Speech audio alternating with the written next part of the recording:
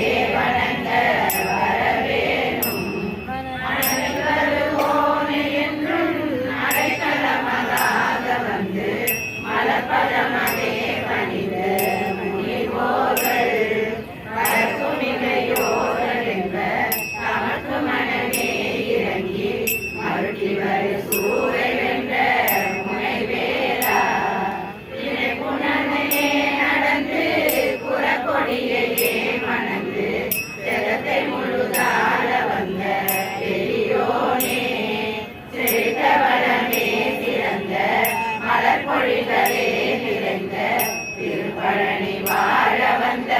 பெருமாளே விடுதிதனையே துறந்து கலிப்பினுடனே நடந்து நிற்கும் முனையே வணங்க வரவேணும் செழித்த வரமே சிறந்த மலர்பொழிலே நிறைந்த திருப்பழனி வாழ